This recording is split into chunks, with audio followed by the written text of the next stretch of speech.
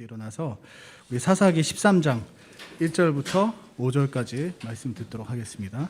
사사기 13장 1절부터 5절까지의 말씀입니다. 우리 한 절씩 교독하면서 읽을게요. 그리고 마지막 5절은 다 같이 읽도록 하겠습니다. 자, 사사기 13장 1절부터 5절까지 선생님부터 읽을게요. 이스라엘 자손이 다시 주의 눈앞에서 악을 행함으로 주께서 그들을 40년 동안 블레셋 사람들의 손에 넘겨주시니라.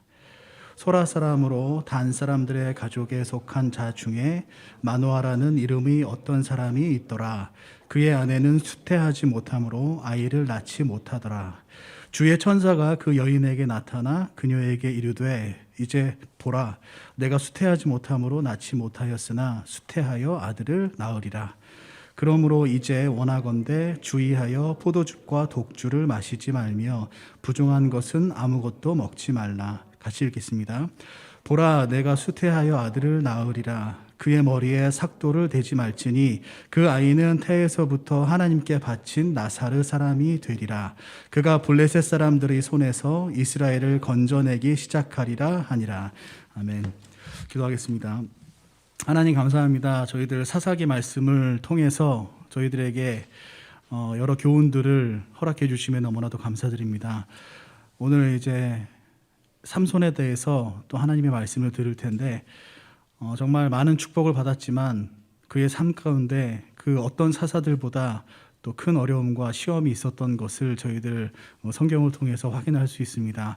저희들에게 주신 그 축복에 대해서 다시 한번 생각해보는 그런 시간 가질 수 있도록 인도하여 주시고 이 삼손을 통해서 하나님께 쓰임받는 것에 대해서 다시 한번 고민하는 우리 친구들 될 수 있도록 인도하여 주시옵소서. 예수님의 이름으로 기도드렸습니다. 아멘. 자, 여러분들 그 삼손은 많이 들어봤죠, 그죠? 삼손은 지승이 아니요. 삼손 얘기하는데 갑자기 이러고 나타나가지고 깜짝 놀랐다. 삼손은 그 교회 안 다니는 친구들도 많이 알아. 그리고 삼손을 영화로 만든 영화도 많고, 그리고 만화 영화로도 만들고, 뭐 이야기 책으로도 많이 만들고, 그래서 삼손 이야기는 아마 여러분들 다 알고 있을 거예요. 그 삼손의 가장 큰 특징이 뭐였죠? 손이 3개입니다 이러면 안 돼? 미안해. 김정민 선생님만 재밌어하는 유머. 자, 삼손의 가장 큰 특징이 뭐였냐면 힘이 센 거였지, 그지? 힘이 강한 그런 사사였어요. 그리고 이렇게 사사들 중에서 아마 삼손이 가장 유명한 게 아까도 얘기했지만 그 삼손의 인생 스토리가 되게 영화로 만들 만큼 되게 다이나믹해, 재밌고 그래서 아마 그랬던 것 같아요. 그 사사기에서 삼손이 가장 그 기록된 분량이 많아요, 또. 그런 것도 있는 것 같고 태어날 때부터 이제 막 기록이 돼 있으니까. 그리고 또 삼손이 그 다른 사사들과 다른 되게 독특한 특징이 하나 있어요. 그게 뭐냐면 오늘 본문에서도 읽었지만 하나님이 미리 준비하신 사사다라는 거예요. 하나님께서 미리 준비하셨다라는 거예요. 예전에 우리 그 사사에 대해서 처음 사사기의 사사들을 설명을 할 때 선생님이 이제 이렇게 얘기를 했었죠, 그죠? 그때 그 시대에 이스라엘 민족들이 잘못을 하고 하나님을 떠나고 그래서 이방 민족들에게 억압을 받을 때 이스라엘 민족들이 자기 잘못을 뉘우치고 다시 하나님께 회개하고 나아가지. 그래서 하나님 저희들 살려주세요라고 이제 용서를 구하고 회개하고 나가면 하나님께서 그 이스라엘 민족들을 불쌍하게 여기셔서 어떻게 해요? 그때 사사를 세우셨지, 그지?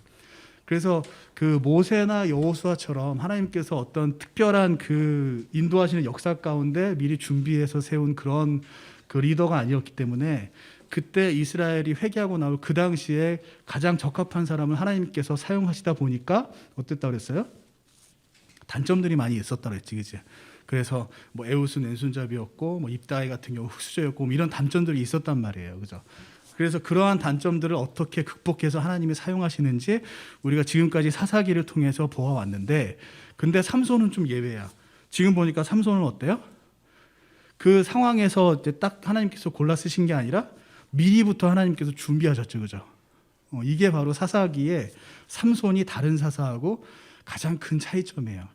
자, 그렇다면 하나님은 다른 사사는 이렇게 안 했는데, 다른 사사는 이스라엘 민족들이 회개하고 돌아오면 그때 이제 그 중에서 쓸 수 있는 사람을 하나님께서 선택해서 사용하셨는데, 근데 삼손은 왜 처음부터 하나님께서 딱 선택해서 예정해서 태어날 때부터 계획적으로 삼손이라는 사람을 준비하셨을까? 왜 이런 차이가 있을까? 결론부터 얘기하면은 그 이스라엘이 회개하지 않았기 때문에 그래요. 자, 무슨 얘기냐? 이 이후에 희한하게도 이스라엘은 하나님한테 회개하지 않아요. 근데 지금까지 우리가 하나님께서 사사를 세우신 과정을 보면 이스라엘 민족들이 회개하고 돌아오면 그러면 하나님께서 그 중에 가장 하나님께서 쓸 수 있는 사람을 선택해서 사용하셨잖아요. 그게 사사였고, 그러면 뭐가 전제가 돼야 돼? 이스라엘 민족들이 회개하고 돌아와야 된다는 얘기예요. 회개하고 돌아와야 사사를 세우는데 이 이후에는 삼손 시대 이후부터는 이스라엘 민족들이 회개를 안 해. 그러면 하나님이 그런 패턴으로 사사를 계속 쓰신다고 하면 이스라엘 민족이 계속 회개를 안 하기 때문에 하나님은 계속 사사를 세울 수 없는 거예요. 그래서 하나님께서 방법을 바꾸신 거야. 이제 이스라엘 민족들이 회개를 안 하기 때문에 그러면 어떻게 해요? 그들을 구원하시기 위해서 하나님이 미리 계획해서 사사를 세우시는 방법을 취하시게 된 거죠. 그래서 이렇게 보면 이 회개하지 않는 사람들을 위해서도 하나님은 그 사람들의 회개를 위해서 또 준비하시는구나. 이거 우리가 그 구원받을 때랑 똑같아요. 우리가 죄인일 때 우리가 죄인인 거 몰랐잖아요. 근데 하나님께서 우리가 죄인인 걸 모르는 상태에 있을 때 예수님을 보내주셨잖아요. 그래서 우리 구원하셨고, 마찬가지로 이스라엘 민족들이 이때 너무나 죄가 그들 사이에 관영했어. 너무 만연했어. 어느 정도였냐면 이스라엘하고 그 이방신하고 하나님을 동시에 섬겼어요. 이스라엘 민족들이 하나님도 섬기고 이방신도 섬겼어. 그 얘기는 뭐냐? 여러 신들 중에 하나가 하나님이라고 생각을 한 거예요. 근데 더 큰 문제는 뭐냐? 그게 죄인지도 몰랐어요. 그게 죄인지도 모르니까 어때? 죄인지 모르니까 당연히 회개도 안 하지. 그렇게 죄가 완전히 다 만연해 있는, 지금하고 비슷한 상황이죠, 그죠? 죄가 뭔지도 모르는 그런 상태에 빠진 게 이스라엘 민족들의 상태였다라는 거예요. 그럼 그 상황에서는 회개할 때까지 기다리지 못하죠. 그래서 하나님께서 삼손부터는 그 사사를 미리 준비하세요. 그래서 삼손이 미리 준비했고, 그 다음 사사가 누구예요? 삼손 다음에 사사? 사사기에서는 삼손이 끝나는데 그 다음 사사가 사무엘이에요. 그래서 사무엘도 하나님이 미리 준비를 하셔. 그래서 하나님께서 이렇게 회개해야 된다는 것도 모르는 그러한 상태의 우리들도 하나님께서 사랑하시기 때문에 이런 방법으로도 어떻게든 하나님께서 우리 구원하려고 하신다.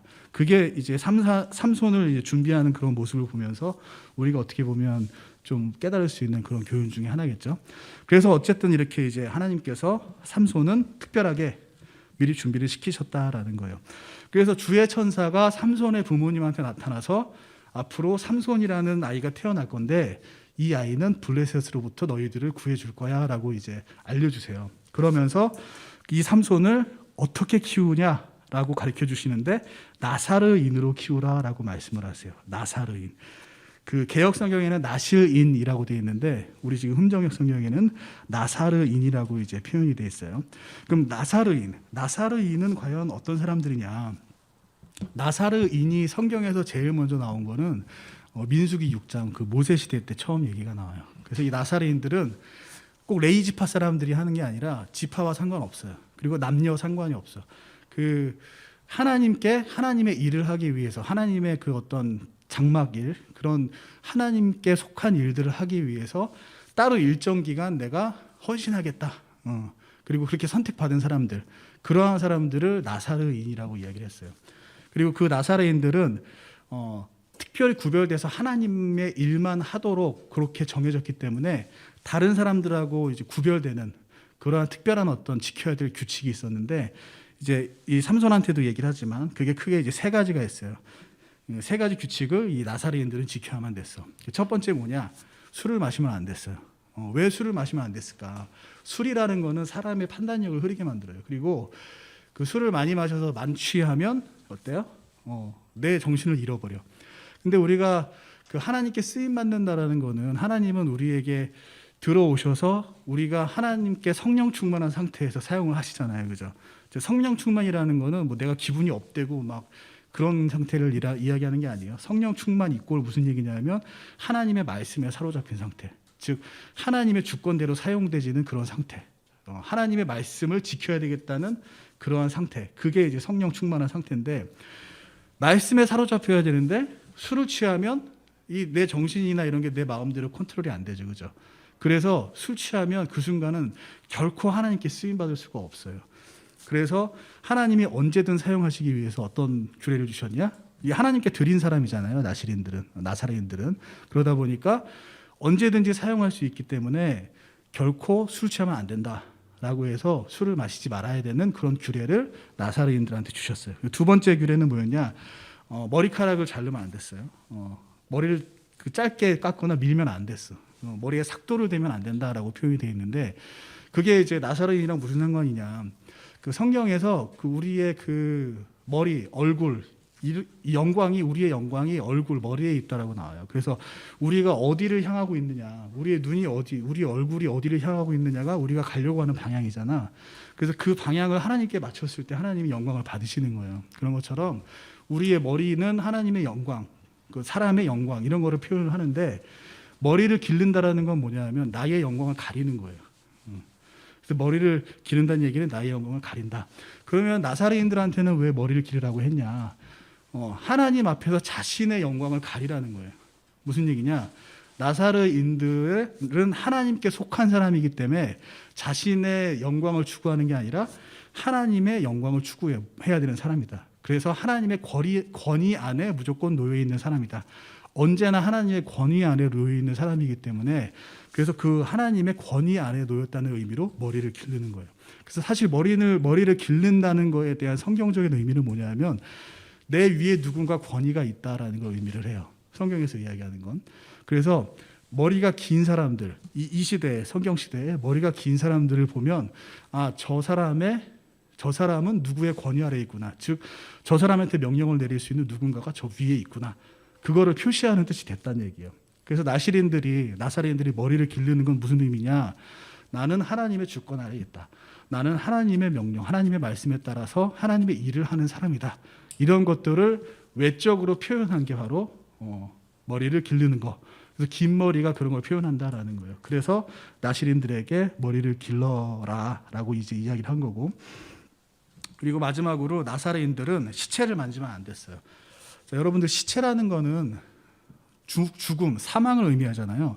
근데 죽음은 뭐의 결과예요? 죄의 결과잖아. 그죠? 죄의 결과. 즉 시체라는 거는 죄를 상징을 하는 거예요. 그러면 시체를 만지지 말라라는 얘기는 죄에 가까이 가지 말아라.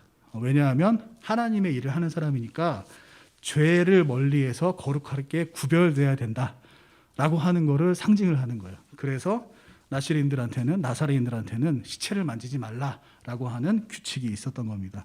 그래서 이렇게 세 가지 규칙이 이제 나사렛인들한테 있었어요. 그리고 삼손은 그 규칙을 지켜야만 됐고, 그리고 보통의 나사렛인들은 그 기간이 정해져 있었는데, 근데 이 삼손 같은 경우는 오늘 말씀에서 쭉 보면 나오겠지만 태어날 때부터 나사렛인으로 정해졌어요. 하나님에 의해서.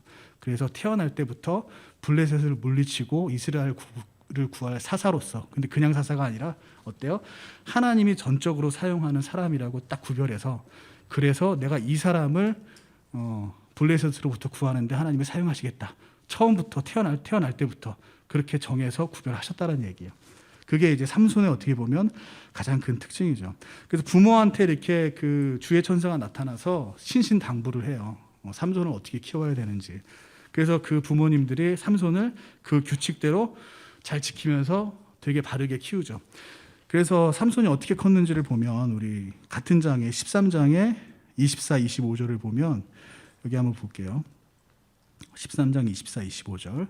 그 연인이 아들을 낳고 그의 이름을 삼손이라 하니라. 그 아이가 자라매 주께서 그에게 복을 주셨더라. 자, 사사에게 복을 주셨다라고 표현한 적이 없죠, 그죠? 근데 하나님께서 복을 주셨다라고 표현을 해요. 왜냐하면 그를 사용하시기 위해서. 소라와 에스다올 사이에 있는 단의 진영에서 주의 영께서 때때로 그들을 감동시키기 시작하셨더라. 이게 무슨 얘기냐면 구약 시대는 지금과 달리 성령 하나님이 항상 이 세상에 임재하고 계시진 않아요. 우리가 구원받으면 성령 하나님이 항상 우리 가운데 이제 함께 계시잖아요. 근데 구약 시대 때는 성령 하나님이 필요할 때, 일하실 때만 왔다가 다시 올라가시는 그런 시대였어. 그래서 여기 보면 주의 영께서 때때로 그를 감동시켰다라고 하는 건 뭐냐면, 이 얘기는 하나님께서 삼손을 사용하셔서 이스라엘 그 블레셋으로부터 지켜주셨다. 종종 블레셋으로부터 이스라엘을 지키기 위해서 삼손을 사용하셨다라고 라는 의미로 여러분들이 이해를 하면 될 거예요. 그래서 이렇게 삼손은 하나님께 사사로서 계속 쓰임을 받아왔던 그런 사람이었다. 그러니까 자신의 역할을 충실히 잘 감당을 했죠. 그리고 삼손이 아까도 얘기했지만 되게 힘이 셌어요. 그래서 그림을 보면 저런 그림 본 적 있어? 사자를 맨손으로 이제 때려 죽이는, 잡아서 사자하고 맨손으로 싸워서 이길 수 있는 사람이 과연 몇 명이나 될까? 예. 뭐 결코 도전하면 안 돼요, 여러분들. 그럴 수 없어. 삼손이니까 한 거야. 그래서 저렇게 사자를 맨손으로 싸워서 이기고, 그리고 저 오른쪽에 보이는 건 뭔지 알아요?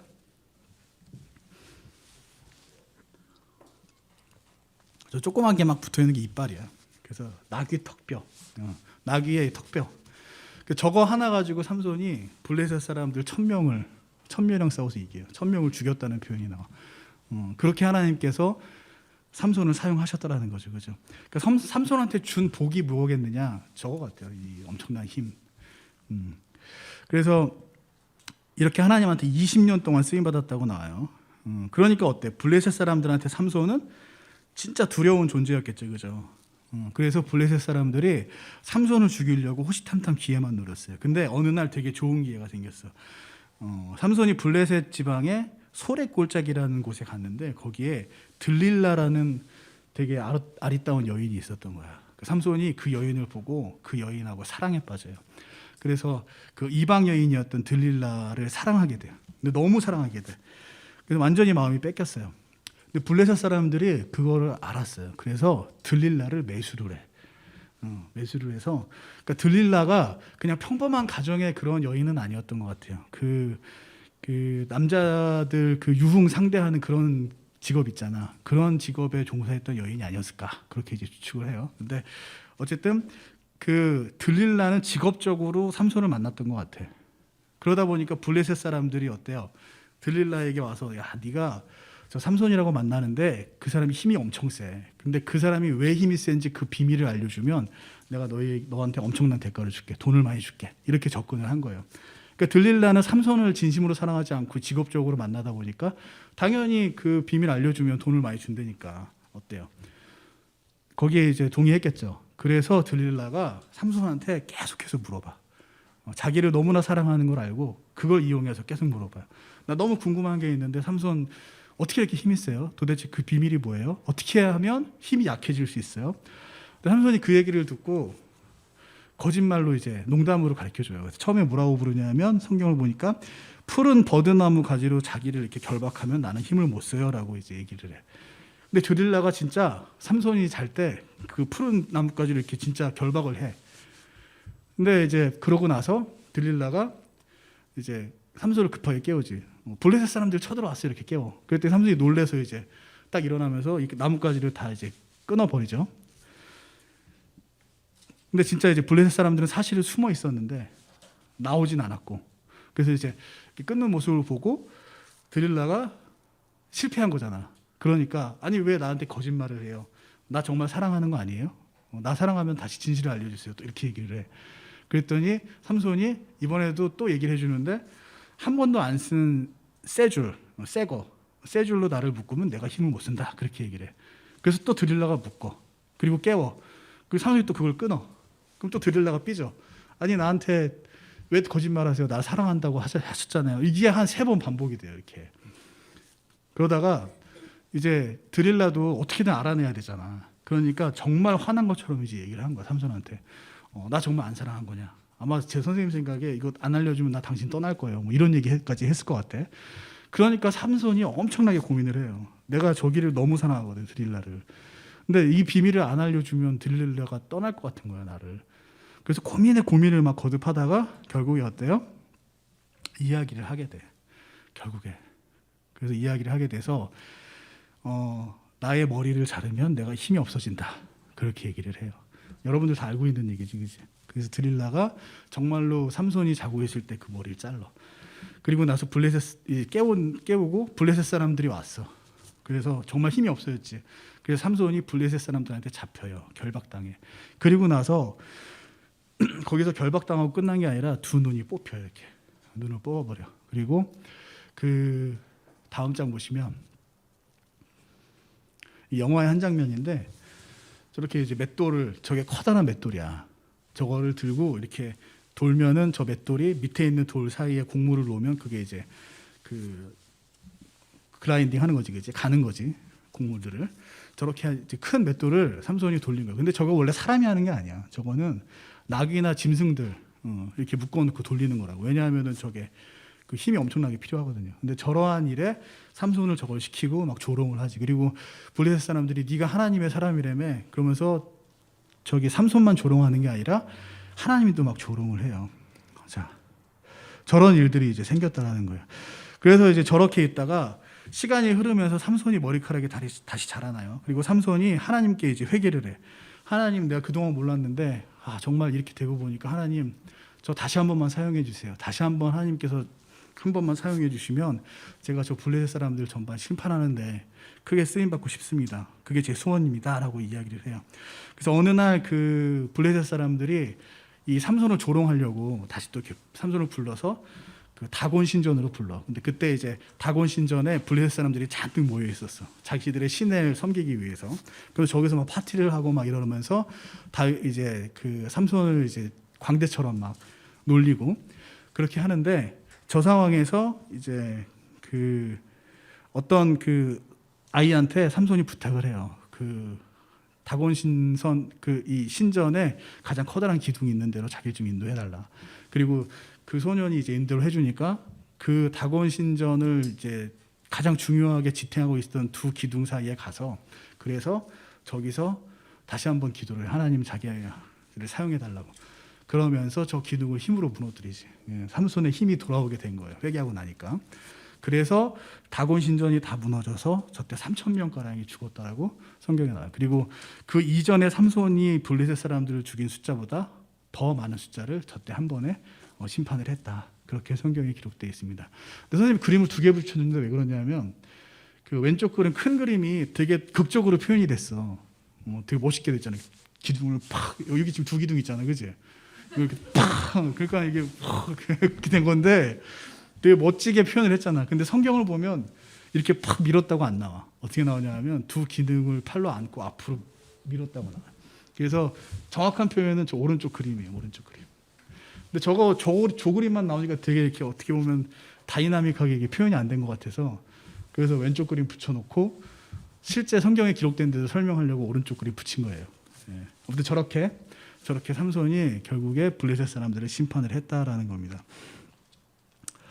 자, 삼손이 다른 사사하고 다르게 태어날 때부터 나사렛인으로 구별이 됐죠, 그죠? 그리고 교육도 받았고 준비된 사사였어. 그리고 다른 사사와 달리 복을 받았어. 그 복이 어떻게 보면 되게 초인적인 힘이었죠, 그죠? 그래서 어떻게 보면 다른 사사들은 단점 약점을 극복해서 하나님이 사용하셨는데, 이 삼손은 처음부터 큰 일을 할 수 있게끔 복을 주고 장점을 주고 그렇게 하나님께서 사용을 하시려고 했단 말이에요. 그런데 어찌된 영문인지 삼손은 오히려 다른 사사들보다 더 큰 패배를 경험하게 되죠, 그죠? 그리고 다른 사사들보다 더 큰 굴욕을 느끼게 돼. 그리고 다른 사사들과 다르게 정말 하나님이 결국에 삼손 때문에 조롱을 당했잖아, 블레셋 사람들한테. 그런 일까지 삼손이 경험하게 된다는 말이에요. 근데 그 누구보다도 복받고 축복받았던 사사였던 삼손인데 왜 삼손은 오히려 더 큰 패배를 맛보게 됐을까? 자, 선생님은 이제 이렇게 생각을 해요. 첫 번째로 그가 좀 교만했던 것 같아요. 그 어렸을 때부터 사용되었잖아요. 20년 동안 블레셋 사람들이 자신 앞에서 맥을 못 추는 거야. 자기만 나타나면 벌벌 떨고 자기가 나타나서 해결하면 다 해결이 돼. 그게 20년 동안 이어졌단 말이에요. 그런 상황들을 보면서 어떤 생각이 들었을까? 그리고 뭐 변변한 무기가 있는 게 아니라 낙이 특별을 주셔서 싸웠는데 1,000명이랑 싸워서 이겼어. 그런 상황에서 내가 어떤 생각이 들까? 그런 어떻게 보면 선생님이 생각해 봤을 때는 점점 좀 교만해지지 않았을까? 이게 하나님이 하신 건데 내가 했다라고 생각할 수도 있는 거고, 하나님은 어차피 나밖에 사용 못 하셔라고 생각할 수도 있지 않았을까? 그런 생각이 들더라고. 그래서 그런 중에 사사기 15장 18절을 봤는데 우리 한번 볼게요. 사사기 15장 18절. 다음 장 넘기면 사사기 15장 18절이 있어요.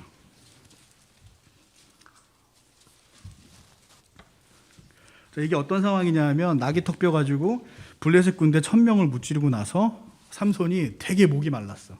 되게 목이 마른 상태에서 주변에 마실 물이 없어. 그때 물을 안 마시면 자기가 죽을 것 같은 거야. 그래서 하나님한테 물을 달라고 기도하는 장면이에요. 근데 그 기도할 때 삼손의 자세를 한번 봐봐요. 말투를 한번 보고.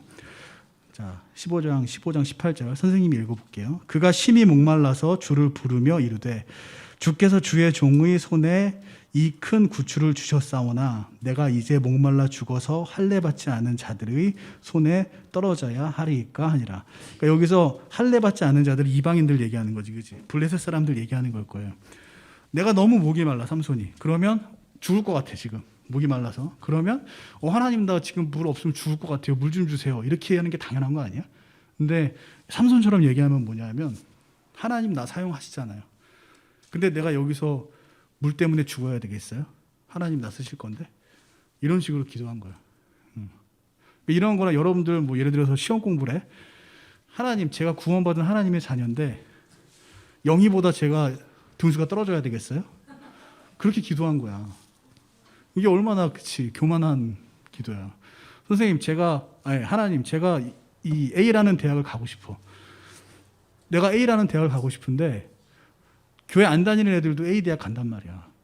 근데 제가 하나님의 자녀인데 제가 A 대학을 안 가면 하나님 그게 말이 되나요? 이런 식으로 기도를 한 거예요. 그러니까 얼마나 그 마음속에 그 교만이 쌓여 있었나 그런 생각이 들더라고요. 근데 하나님께서 그 기도를 들어서 삼손을 살려주세요. 자, 삼손은 아마도 이렇게 생각을 한 것 같아. 내가 아니면 하나님이 다른 사람을 사용하지 못할 거다. 지금 이 상황에서 지금 이 시대에서는 하나님은 나만 사용하실 수 있다. 즉 블레셋 사람들을 무찌르고 이스라엘을 구원하기 위해서는 하나님께서는 현재 나를 사용하실 수밖에 없다. 그렇게 착각을 좀 한 것 같아요.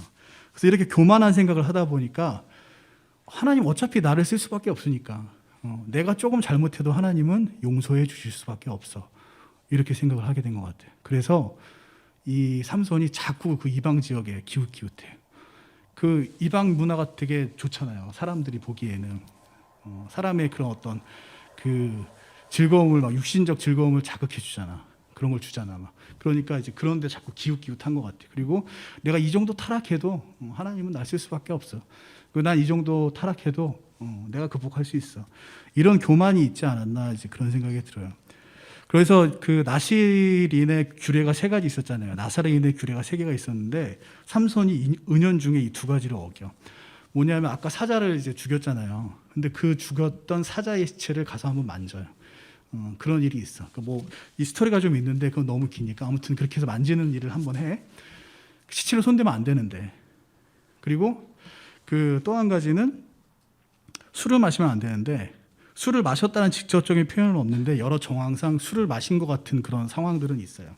그래서 많은 사람들이 술을 마셨을 거라 생각을 하고 그리고 술을 마셨지 않았더라도 적어도 삼손은 이방 문화를 좀 쫓아갔다라는 거예요. 나실인으로서 해서는 안 되는 거죠, 그죠? 나사렛인으로서는 해서는 안 되는 거. 그리고 이제 마지막 남은 하나가 뭐였냐? 머리 긴 거밖에 안 남은 거예요. 그러니까 이렇게 조금 내가 잘못해도 하나님은 나를 쓸 수밖에 없어. 이렇게 이제 생각을 하게 된 것 같아요. 근데 여러분들 그 세상이 그렇게 호락호락하지 않지, 그지? 세상의 유혹은 매우 강력해요. 그래서 내가 조금 한 발짝 들여놓으면 그 다음에 한 발짝 더 들여놓고 싶고 한 발짝 더 들여놓고 싶고 그런 게 바로 세상의 유혹이에요. 그래서 결국에 삼손도 어때요? 결국에 들릴라라는 여인을 만나서 그 세상에 완전 빠져버리잖아. 그 들릴라를 완전히 사랑하게 되잖아요, 그죠? 그래서 이게 결국에 어때? 삼손한테 올무가 되죠. 그리고 그 들릴라 때문에 머리카락까지 잘려서 힘을 잃어버리게 되는 그런 일까지 일어납니다. 여러분들 삼손이 머리카락을 잘려서 힘을 잃어버렸어요. 그러면 과연 그 머리카락을 잘렸을 뿐인데 진짜 머리카락이 잘렸기 때문에 삼손의 힘이 없어진 것일까? 삼손의 힘이 잃어버리게 된 것일까? 이것도 우리가 한번 생각을 해볼 필요가 있어요. 근데 사실 이게 뭐 머리카락 때문만은 아니고 왜냐하면 나실인이 그 나사렛인이 성경에 삼손만 있었던 건 아니에요. 우리가 아는 것만 해도 사무엘도 있었고 그리고 사도 요한, 그 침례 요한도 나실인이었어요. 그러면 그들이 정말 다 그 괴력이 있었냐, 힘이 셌냐? 그건 아니었거든. 그래서 사실 긴 머리하고 이 삼손의 그 강한 힘하고는 직접적인 연관은 없어요, 사실은. 근데 왜 그가 머리를 잘랐을 때 힘이 빠졌냐? 자, 나사르인의 세 가지 규리 중에 긴 머리가 의미하는 게 뭐였어요? 내가 하나님의 권위 아래 있다. 하나님의 명령을 받는 사람이다. 하나님께 쓰임 받는 사람이다라는 건데, 머리를 잘랐다는 얘기는 결국에 뭐예요? 내가 더 이상 하나님께 쓰임 받지 않겠다라고 선언한 거나 마찬가지라는 얘기예요. 그래서 드릴라가 자기가 얘기하면, 거짓말 얘기하면 그대로 다 자기한테 했잖아요. 그러니까 머리에 힘이 있다라고 얘기하면 당연히 머리 자를 거 삼손이 알았을 거란 말이에요. 근데 그럼에도 불구하고 드릴라한테 그 얘기를 했다는 거는 머리를 잘려도 된다라고 생각을 했다는 얘기죠, 삼손이. 그럼 그게 뭐냐? 내가 머리를 잘려도 된다. 그게 의미하는 게 결국에 뭐냐? 내가 하나님한테 더욱 쓰임 받지 않겠다. 삼손도 그 의미를 분명히 알았어요. 자기 입으로 그렇게 얘기했으니까.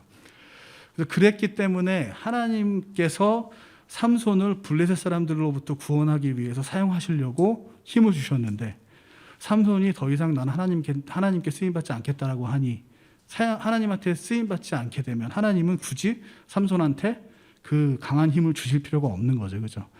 그래서 삼손이 그 힘이 없어지게 된 거예요. 삼손도 이 사실을 이제 알았을 거예요. 그래서 드릴라가 계속 비밀을 알려달라고 했을 때 고민에 빠졌지. 엄청나게 고민을 많이 했어요. 그 얼마나 고민을 했냐면 16장 16절에 보면 이렇게 표현되어 있어요. 날마다 자기의 말들로 그를 짓누르며 재촉하니 그의 혼이 괴롭게 되어 죽을 지경이 되었더라. 삼손이 죽을 지경이 됐어. 이 비밀을 얘기하면 안 되는데 드릴라가 계속 자기한테 비밀을 얘기해달라고 하는 거예요. 뭐라고 얘기하면서? 나 사랑해 안 사랑해? 그러면서. 여러분들 남자한테 나 사랑해 안 사랑해? 그건 진짜 최후의 보루야. 그거는 어쩌다 한 번씩 쓰고 남자를 너무나 힘들게 해. 사랑해 안 사랑해? 연인들 사이에 사랑 확인하는 거, 이거 사실은 되게 어떻게 보면 힘든 일이지, 그지? 그러니까 삼손도 엄청 괴로운 거야. 근데 엄청 괴롭다는 얘기는 무슨 얘기냐? 들릴라를 그만큼 엄청 사랑했다는 얘기지.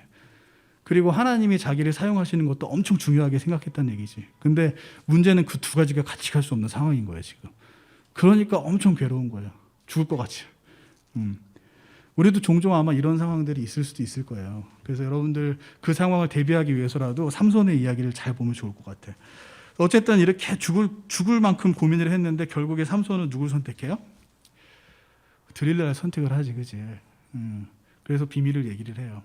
그럼 과연 삼손은 이제 어떤 심리 상태로 드릴라한테 그걸 얘기를 했을까?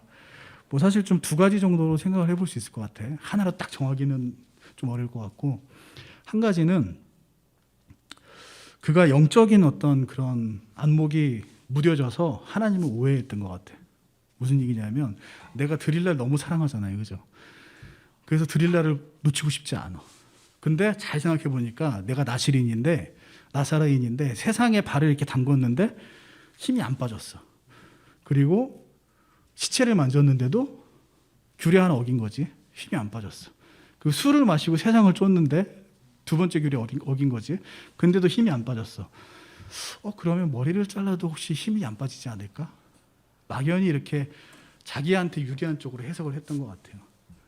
여러분들 그런 경우 많이 있잖아. 내가 감정이 이쪽에 쏠렸어. 나 이거 하고 싶어. 그러면 이걸 하기 위해서 이성적으로 막 합리화하잖아, 그죠? 내가 이번 주 일요일 날 예배를 빼고 롯데월드 가고 싶어. 롯데리아 때문에 빠지면 그건 너무 약하고, 그지? 롯데월드 가고 싶어, 친구들하고. 그럼 나 친구들하고 사귀어서 거기서 내가 복음을 전해서 결국에 그 친구들 데려오기 위해서는 내가 롯데월드를 가야 돼. 그러니까 이런 식으로 막 이성적으로 합리화한단 말이야. 사실은 내 마음은 가고 싶은 게 이제 정해져 있어. 답정너야. 답은 정해져 있어요, 그죠? 이런 상황들이 이 삼손한테 있지 않았을까, 그런 생각이 들어요. 그리고 또 한 가지는, 그러니까 자기 힘이 머리를 잘라도 없어지진 않을 거다. 막연하게 그렇게 너무 긍정적으로 생각을 한 거야. 그게 아닌 걸 알면서도. 자기가 자신을 속인 거죠, 어떻게 보면. 그리고 또 한 가지 이런 것도 있었던 것 같아요. 정말 하나님을 떠나고 내가 드릴라랑 살겠다라고 선택했을 수도 있을 것 같아. 왜냐하면 너무 고민하고 자기의 온 마음을 다 얘기했대요. 성경의 표현대로 얘기하면. 이거 너무 사랑한 거야. 그래서 내가 하나님의 일을 하도록 선택받았지만 드릴라를 버릴 수가 없고 드릴라가 너무 좋은 거예요. 그래서 그냥 드릴라 선택한 거지. 정말 하나님을 떠나고 그랬을 수도 있을 것 같아요. 그래서 분명한 건 뭐 둘 중에 정확한 삼손의 마음은 뭐였는지 나중에 삼손한테 물어보면 되겠지, 그지? 근데 지금 어쨌든 간에 뭐 첫 번째 거든 두 번째든 간에 확실한 건 뭐였냐면 삼손의 마음 속에 하나님보다 들릴라가 더 우선으로 자리를 잡았다라는 거예요. 그리고 그 시작은 뭐였냐? 삼손이 블레셋 지방을 기웃기웃하면서부터 세상에 한 발짝 두 발짝 들이밀면서 시작이 됐다라는 거죠. 그게 결국에 들릴라와의 사랑으로 빠지고 결국에 들릴라를 선택하게 됐다라는 얘기예요. 그래서 내가 조금 죄를 져도 하나님께서 어떻게든 나를 사용하실 수밖에 없을 거야. 내가 조금 죄를 져도 하나님께서 내 구원을 다시 뺏어가시지 못할 거야. 그러니까 조금 세상에 걸쳐야지. 조금 내가 하고 싶은 거 해야지. 이러한 생각들이 결국에 발전을 해서 삼손이 이렇게 됐다라는 거죠. 그죠? 그래서 내가 조금 죄를 져도 나의 구원에 영향이 없을 거야. 내가 죄를 조금 져도 그거 내가 컨트롤할 수 있을 거야. 이런 걸 우리가 뭐라고 부를 수 있냐 하면 선생님은 영적인 교만이다라고 이야기를 하고 싶어요. 이거는 우리가 구원받지 못하는 교만하고는 달라요. 구원받지 못하는 교만은 뭐냐? 하나님 없이도 나 혼자 살 수 있어. 내 인생을 사는데 내 힘으로 살아야지 내가 왜 하나님을 의지를 해. 그게 이제 구원받지 못하는 교만이에요. 하나님 없이도 살 수 있다는 거. 근데 이 영적인 교만은 뭐냐면 하나님의 주권을 인정해. 구원 당연히 받아야 되는 거 알아. 근데 구원받고 나서 하나님이 나를 다시 구원을 취소 못한다는 것도 알아. 그거를 이용을 하는 거예요. 내가 죄 요거 조금 더 져도 내가 요 거짓말 하나 더 해도 내 구원이 없어지는 건 아니니까 이 정도는 해도 되겠지. 그리고 이 정도는 내가 스스로 컨트롤할 수 있어. 이러한 생각을 하는 게 바로 영적인 교만이라는 얘기입니다. 근데 이러한 영적인 교만은 누구한테 많이 생기냐면 삼손과 같은 사람한테 많이 생겨요. 단점이 없는 사람, 약점이 없는 사람, 장점이 큰 사람, 재능이 많은 사람, 이런 사람들한테 오히려 영적인 교만이 많이 생겨요. 그리고 하나님께 자꾸 쓰임받는 사람, 하나님한테 많이 쓰임받는 사람. 사탄은 어떤 사람이었냐면 그 하나님을 찬양하던 그 천사들이 영광을 받아서 하나님께 전달하는 그런 역할을 했던 게 사탄이었었어요. 근데 그 영광들을 계속 자기 눈으로 보니까 어때? 그 영광을 자기가 받고 싶게 된 거예요, 결국에. 하나님한테 계속 크게 쓰임받는 사람도 이러한 시험에 빠질 수가 있어요. 하나님이 계속 나를 사용하시니까 그 영광이 마치 나의 영광인 것처럼 그렇게 이제 생각될 수도 있단 말이에요. 그래서 그러한 게 교만으로 이어지고 그 교만이 결국에 점점 세상으로 빠지는 그러한 일로 이어진다는 얘기죠. 그래서 이렇게 많은 장점, 많은 재능들로 둘러싸여 있는 사람들은 그 영적인 교만이라는 게 생길 수 있는데 이 영적인 교만이라는 이 약점, 단점이 이런 게 재능에 가려서 보이지 않아요. 재능 있는 사람들한테는 진짜 양점이 없는 것 같아. 근데 사실은 그 영적인 교만이라는 이러한 약점, 단점은 그 파급력이 다른 어떤 약점보다 엄청 크죠, 그죠? 삼손이 당한 거를 봐요. 다른 사사는 당하지 않았던 두 눈이 뽑히고 짐승처럼 노예가 돼서 맷돌을 끄는, 그리고 삼손 때문에 사람들이 하나님을 조롱했잖아. 그러한 큰 잘못, 그다음에 그런 큰 패배를 맛보게 된다라는 거예요. 오히려 단점이 없고 약점이 없는 사람이, 재능이 많은 사람이 오히려 영적인 교만 때문에 그러한 가운데로 빠질 수도 있다는 얘기죠, 그죠? 그래서 우리를 한번 이제 돌아봤을 때 만약에 눈에 보이는 단점이 있다, 약점이 있다, 그게 어떻게 보면 하나님한테 더 감사해야 될 것일 수도 있다는 얘기예요. 그래서 고린도후서 우리 12장 7절을 한번 볼게요. 고린도후서 12장 7절.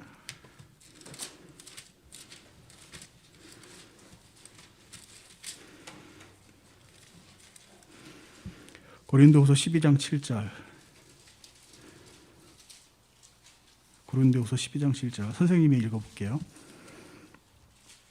계시들이 넘침으로 말미암아 내가 분량 이상으로 높여지지 않게 하시려고 주께서 내게 육체 안에 가시 곧 사탄의 사자를 주사 나를 치게 하셨으니 이것은 내가 분량 이상으로 높여지지 않게 하려 하심이라. 이게 사도 바울이 고백한 건데 자기의 어떤 단점 때문에, 약점 때문에 엄청나게 하나님한테 기도를 했어요. 근데 자기가 그 기도를 하면서 깨달았어. 아, 이 약점 때문에 오히려 내가 겸손할 수 있구나. 사도 바울이 얼마나 하나님께 크게 쓰임 받은 사람이에요. 여기 보면 계시가 넘쳤대. 이 얼마나 큰 축복이에요. 하나님이 사도 바울하고만은 아니지만 사도 바울에게 엄청난 일들을 알려주신 거예요. 그를 엄청나게 사용하신 거지. 근데 그 영광에 취하지 않기 위해서, 교만에 빠지지 않게 하기 위해서 하나님이 어때요? 그에게 아주 커다란 약점을 주셨어. 커다란 단점. 그게 뭔지 나오지 않지만 육체적 가시라고 표현을 해요. 그것 때문에 사도 바울이 어때요? 고백을 하지. 내가 오히려 겸손하게 되는구나. 내가 오히려 하나님을 더 매달리게 되는구나. 그래서 여러분들 한번 자기 자신을 한번 돌아보세요. 여러분들 내 자신을 돌아봤을 때, 아, 내가 정말 나 자신에게 이거는 내가 너무 싫어. 이건 나의 정말 큰 단점이야. 이거는 정말 나의 큰 약점이야. 하고 하는 것들이 있나요? 여러분들 돌아봤을 때? 한번 돌아보세요. 돌아봤을 때 그러한 것들이 떠오르는 게 있나 봐봐. 만약에 그러한 것들이 떠오르는 게 있다면 여러분들 오히려 그거 가지고 하나님께 감사해야 돼요. 왜냐하면 그것 때문에 여러분들을 사용하신다는 얘기예요. 하나님이. 교만하지 않게 하기 위해서 그걸 주셨다는 얘기죠. 그래서 오히려 그걸 가지고 여러분들이 감사를 해야 된다. 근데 여러분들이 이렇게 나를 이렇게 돌아봤을 때, 내가 돌아봤을 때 내가 단점이 없어. 그랬을 수도 있죠, 그죠? 잘 모르겠어. 그러면 오히려 주의를 해야 된다는 얘기예요. 내 안에 숨겨진 커다란 단점이 있구나. 그게 뭐냐? 영적인 교만. 그게 생길 수밖에 없구나. 그거를 이 삼손의 이야기를 통해서 우리가 알아야 된다는 거죠. 여러분들이 눈으로 우리의 약점들을 내 약점들을 알게 됐어. 그러면 그 약점을 통해서 하나님이 여러분들한테 겸손을 주고 사용을 하세요. 그죠? 근데 그게 없다면 오히려 영적인 교만이라는 숨겨진 큰 단점이 있겠구나. 그거를 여러분들이 영적인 지혜로 오늘 들은 이 말씀, 삼손이 주는 이러한 교훈을 통해서 그걸 알아낼 수 있는, 느낄 수 있는 지혜가 있어야 된다는 얘기예요. 그러한 치명적인 단점이 잠재적으로 내 안에 있을 수 있겠구나. 자, 영적인 교만을 어떻게 다뤄야 되는지 삼손이 가르쳐줬죠. 세상에 정말 재능이 많고 장점만 있는 사람들은 세상의 유혹에 빠지기 그만큼 쉬워요. 그래서 세상에 한 발짝 두 발짝 들어서면 거기서 뭐가 돼? 인싸가 돼. 여러분들 인싸가 되는 거야. 다 여러분들 좋아해. 여러분들 막 높여줘. 그러면 세상에서 다시 나올 수가 없어요. 여러분들 그 세상 음악, 세상 오락, 유튜브, 게임, 재능 많은 사람일수록 그런 거 주의해야 돼. 왜냐하면 게임해도 공부 잘해. 게임해도 내가 운동 잘해. 오히려 더 게임에 막 빠져들 수 있다는 얘기예요. 그런 것들을 여러분들 주의를 해야 된다는 얘기예요. 그래서 오히려 재능 있는 사람들은 삼손과 같은 그러한 걸 보고 거리를 둬야 된다라는 겁니다. 자, 지금까지 우리가 사사기를 쭉 봤어요. 사사기를 쭉 봤는데 어때요? 하나님께서 그 여러 단점들을 보완해서 사용을 하셨죠. 에웃은 어때? 신체적인 약점이 있었지, 그지? 그 약점이 있었기 때문에 하나님께서 어떻게 보면 사용하셨어요. 그리고 드보라는 어때요? 저기가 있었지. 그 리더십이 좀 부족했잖아. 그 약점 때문에 오히려 하나님이 사용하셨어. 그리고 그 입다는 어때요? 흙수저였지, 그지? 그리고 기드온은 어때요? 겁쟁이였지. 그 약점 때문에 오히려 하나님이 사용하셨다는 얘기예요. 우리는 누구한테 더 가까울까? 사사들에게 더 가까울까? 아니면 모세와 여호수아에게 더 가까울까? 선생님은 선생님을 돌아봤을 때 사사 쪽에 훨씬 가까워요. 모세와 여호수아처럼 그렇게 하나님한테 크게 그렇게 교육받고 준비되고 그랬을 때 그들처럼 쓰이지 못할 것 같아. 삼손처럼 그런 교만이 더 커질 것 같아요. 그래서 오히려 선생님 같은 경우는 또 실제로 단점도 많고, 그래서 사사와 같이 그렇게 단점 있는 사람들을 쓰는 거를 보면서 오히려 하나님한테 나도 이렇게 쓰임 받을 수 있구나. 여호수아나 모세보다는 오히려 사사들을 보면서 더 큰 교훈을 받았던 것 같아요. 그래서 여러분들 어떨지 모르겠어요. 여러분들한테 분명히 단점이 있을 거고, 그리고 자기가 봤을 때 단점이 없다고 생각하는 친구들이 있을지 모르겠지만, 그러나 중요한 건 뭐냐면 하나님은 단점이 있는 사람도 사용하시고 단점이 없는 사람도 사용하신다는 얘기예요. 우리가 이 사사기를 통해서 마지막 삼손을 보면서까지 알 수 있는 교훈이 바로 그겁니다. 그래서 여러분들이 어떤 모습이든 간에 결국에 여러분들은 하나님께 쓰임 받을 수 있다. 근데 단 한 가지, 그 모든 사사들에게 있었던 공통점이 있어요. 그게 뭐였냐면 하나님께 쓰임 받고자 하는 소망이 있었어요. 하나님한테 쓰임 받고자 하는 의지가 있었어요. 사사가 이 삼손이 두 눈이 뽑히고 짐승처럼 그런 상황에서도 삼손이 어때요? 하나님을 완전히 떠났었던 사람이잖아요. 그런데 회개하고 하나님께 나아가서 하나님 나 다시 사용해 주세요라고 얘기하죠. 이렇게 단점, 장점, 내가 가진 재능 이게 중요한 게 아니라 하나님은 어떤 사람을 사용하시느냐? 하나님한테 쓰임 받고자 하는 사람을 사용하신다라는 게 결국에 우리가 사사기를 보면서 얻게 된 가장 큰 교훈이 아닐까 생각을 합니다. 그래서 여러분들 언제든 하나님은 여러분들 쓰세요. 여러분들이 비록 삼손처럼 떠나고 다시 하나님께 회개해서 돌아온다고 해도 그래도 하나님은 기꺼이 여러분들을 쓰십니다.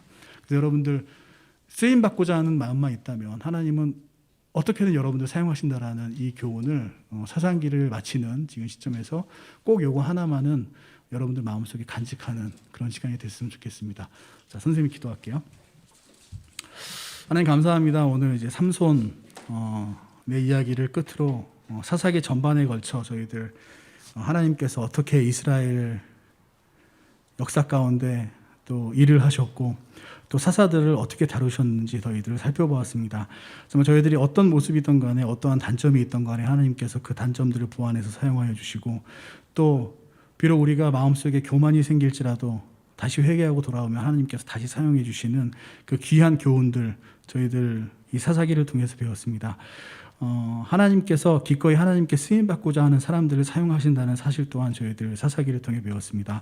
우리 중고등부 학생들 정말 세상에서 성공하는 것도 중요하지만 그러나 자신의 그러한 모습을 스스로 돌아보고 내가 과연 세상에 속한 사람인지 아니면 하나님의 자녀인지 자신의 정체성에 대해서 분명히 하고 또 어디에 쓰임받는 것이 우리에게 정말 당연한 것인지 다시 한번 생각하는 우리 학생들 될 수 있도록 인도하여 주시옵소서.